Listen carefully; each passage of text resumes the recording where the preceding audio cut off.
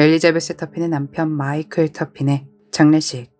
남편을 잃은 엘리자베스는 빨간색 드레스를 입고 친구들과 가족들과 함께 웃었습니다. 한국에도 오히려 웃으며 보내줘야 한다는 말이 있죠. 혹시 떠나는 남편이 자신 때문에 슬퍼할까봐 웃고 떠들며 사람들이 믿기 어려운 행동을 보이는 걸까요? 그런 그녀를 바라보며 분노에 찬 사람이 있었습니다. 마이클의 아버지 도널드 터핀이었죠. 도널드가 말하길 엘리자베스는 장례식을 파티라고 생각했다고 합니다. 22살의 마이클 터핀이 어째서 죽음을 맞이하게 된 것이며 남편을 잃은 19 신부는 왜 웃고 있는 것일까요? 마이클 로버트 터핀은 캘리포니아주 로스앤젤레스에서 1963년 10월 3일에 태어나 자랐습니다. 굉장히 밝은 성격으로 운동도 너무 좋아하고 예술적인 감각 또한 뛰어났습니다. 달리기, 농구, 색소폰 연주에 굉장히 열정적이었죠. 성격이 너무 좋아서 정말 친구가 많은 사람이었다고 합니다. 마이클은 켄터키 대학에서 회계학 학위를 따며 열심히 공부를 하다 그곳에서 엘리자베스 젠더를 만나게 됐습니다. 어렵지 않게 사랑으로 이어졌고 그것은 곧 결혼으로 연결됐습니다. 1985년 8월 24일 렉싱턴의 임마누엘 침례교회에서 결혼식을 올리죠. 성격도 모난 거 없이 외향적이지만 평화로운 성격으로 가정에도 충실했습니다. 정말 누구에게도 원한 같은 건 사지 못할 사람이라고 주변 사람들에게 믿어졌는데 그런 그가 너무나도 잔혹하게 살해당한 채 발견됐습니다. 1986년 2월 3일 아침 아내 엘리자베스가 남편이 실종됐다고 경찰에 신고를 넣었습니다. 엘리자베스는 아침에 집에 돌아왔는데 온통 피범벅인 집을 보곤 남편 마이클을 찾았습니다. 하지만 곧 남편이 집에 없다는 것을 깨닫고 이웃집으로 달려가 전화를 빌려 911에 신고를 넣은 것입니다. 경찰이 출동했고 집안을 둘러보았지만 아내 엘리자베스의 말처럼 벽 전체에 피가 묻어 있었는데 마이클은 사라져 있었죠. 그로부터 며칠 후 렉싱턴 레이크 사이드 골프 코스의 연못을 관리하던 관리인들이 마이클을 발견합니다. 이미 사망한 채였죠. 마이클의 부검 결과 얼굴과 목 부분에서 총 19개의 자상을 찾았습니다. 이런 사건에서 제일 첫 번째 용의자는 배우자죠. 그 때문에 조사를 해야 하기도 했지만 이미 엘리자베스는 너무 수상했습니다. 엘리자베스가 9일에 남편 마이클의 실종에 대해 신고를 할 때 너무 말이 많았다는 겁니다. 이날 밤 자신이 왜 집을 비웠는지 그럴 수밖에 없었다. 이런 부분을 설명하는데 이게 말이 너무 많았던 겁니다. 그래서 더 의심을 사게 됐습니다. 엘리자베스에 따르면 1986년 2월 2일 바로 사건이 있던 날 마이클은 집에 있었고 자기는 오후 7시 15분 자신이 일하는 자동차 판매점 동료들과 서커스라는 클럽을 함께 갔답니다.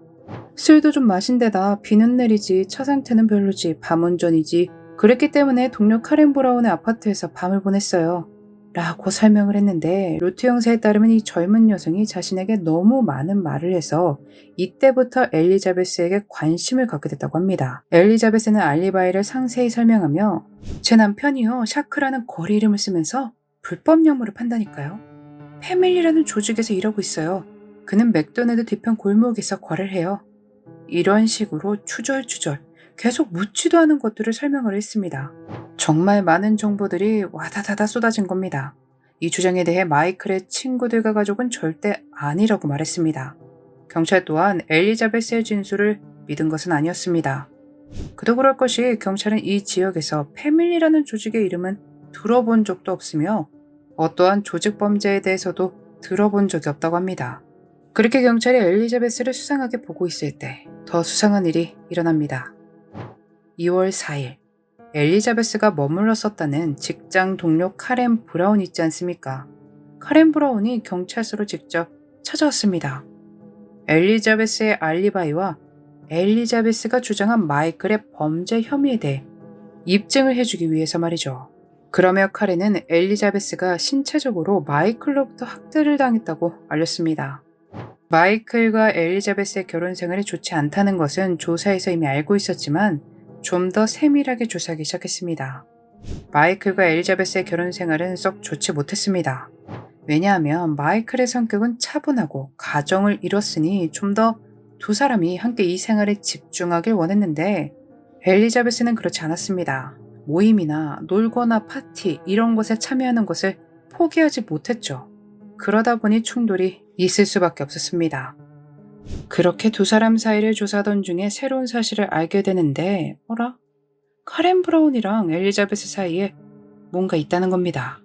2월 2일 클럽에 있는 동안 두 사람이 정말 긴 키스를 나눴다고 합니다. 이게 뭐 그때 그 분위기에 취해서 발생한 그런 게 아니라 뭔가 누구나 둘이 뭐 있네 그런 긴 키스였다고 하네요. 이 사건을 맡았던 형사에 따르면 카렌이 엘리자베스의 불법 약물 공급처였을 것이랍니다. 그러다가 둘 사이가 발전을 했지만 플라토닉한 관계였다 주장했다고 하네요. 경찰은 초기 왔고 마이클의 엄마에게 전화를 걸어서 그의 앞으로 생명보험이 가입되어 있는지 확인해달라는 부탁을 했습니다. 마이클의 엄마는 살인이 일어나기 며칠 전 마이클이 6만 달러짜리 보험에 들었으며 수혜자는 엘리자베스라고 전합니다. 경찰이 엘리자베스를 주목하고 있는 한편 카렌 브라운의 룸메이트 2명은 그녀를 의심하며 경찰서로 찾아왔습니다. 룸메이트들에 따르면 살인 다음 날 아침에 카렌 브라운이 대리점 동료 직원인 키스 부샤드와 함께 차를 청소하고 있는 것을 목격했답니다. 키스 부샤드는 그날 밤 클럽에 함께 있던 사람 중 한 명이었죠. 한 룸메이트는 카렌을 자신의 차로 태워다 줬는데 그때 차에서 피 자국을 보았고 자신의 신발에도 피가 묻어나왔답니다. 키스는 피가 묻은 신발을 처리해달라는 부탁을 하기까지 했다고 합니다. 또 피가 잔뜩 묻은 반바지를 발견하기도 했죠. 이 이야기들을 전해들은 경찰들은 카렌 브라운과 키스 부샤드를 경찰서로 데려옵니다. 그리고 청소를 했다는 차량에 대해 수색영장을 발부받았습니다. 신문을 시작했고 얼마 지나지 않아 카렌 브라운은 쉽게 포기합니다. 마이클을 찌른 사람이 키스 부샤드고 자신은 운전사, 이 모든 일의 주모자는 엘리자베스다 라고 바로 자백한 것이죠. 가석방 없는 종신형을 대가로 키스 부샤드는 유죄를 인정했고 엘리자베스와 카렌 브라운에 대해 증언하기로 약속합니다. 키스 부샤드가 말한 사건의 날은 이랬습니다. 키스는 카렌과 함께 마이클의 집으로 출발했습니다. 그리고 집 문을 두드렸죠.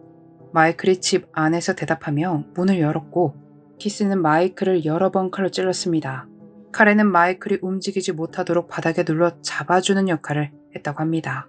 키스 역시 이 모든 것은 엘리자베스의 명령에 의해 이루어진 것이라고 말했습니다. 검찰은 엘리자베스가 돈 때문에 마이클이 죽었으면 했고 카렌 브라운과 키스 부샤드를 조종했다고 주장했습니다. 엘리자베스와 카렌은 살인 혐의로 유죄를 받고 25년 동안 가석방 없는 종신형을 선고받았습니다. 2020년 12월 위원회는 엘리자베스의 가석방 항소를 마지막으로 기각했고 엘리자베스가 다시는 가석방 신청 자격이 없다는 점을 확실했습니다. 엘리자베스는 현재 켄터키 여성교정기관에서 종신형을 살고 있습니다. 엘리자베스 말고 카렌 역시 가석방 신청이 기각됐다고 합니다. 마이클의 가족, 특히 아버지가 엘리자베스가 가석방되지 않도록 정말 최선을 다하고 계시다고 하네요. 엘리자베스는 가석방 청문회에서 말하길 자신은 당시 19살이었고 철이 없었으며 불법 약물에 중독되어 있었다고 말했다고 합니다. 돈 때문에 사람들을 조종해 남편을 살해한 사람이 봐달라며 가석방 청문회에서 저런 말을 할 수 있다는 게 너무 뻔뻔한 것 같습니다. 한 사람의 목숨의 무게가 고작 형량으로 갚을 수 있는 것이라면 정말 싼 값이지 않을까요? 마이클의 미래는 송두리째 앗아가고 자신은 사회로 나와서 자유를 꿈꾸려 한다는 것이 너무나 기가 찹니다. 더 놀라운 점은 가석방 신청이 거절된 것에 청원을 하는 사람도 있다는 점입니다. 결혼도 했고 수업과 프로그램을 이수했고 여러 학위를 받았다 등등. 그녀는 이제 풀려나야 한다. 사람은 실수를 한다. 뭐 이런 내용들인데 무려 300명이 넘는 사람들이 엘리자베스를 지지했네요. 참 글쎄요. 제가 너무 냉정한 걸까요? 여러분은 어떻게 생각하시나요? 여러분의 소중한 의견 댓글로 남겨주세요. 엘리자베스와 공범들이 부디 마지막 순간까지 감옥에서 보내길 바라며 오늘 영상 마치겠습니다. 그날의 미스터리 오키노TV였습니다.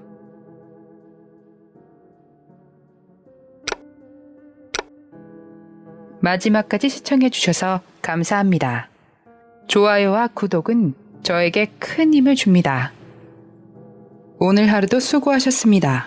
좋은 밤 보내세요.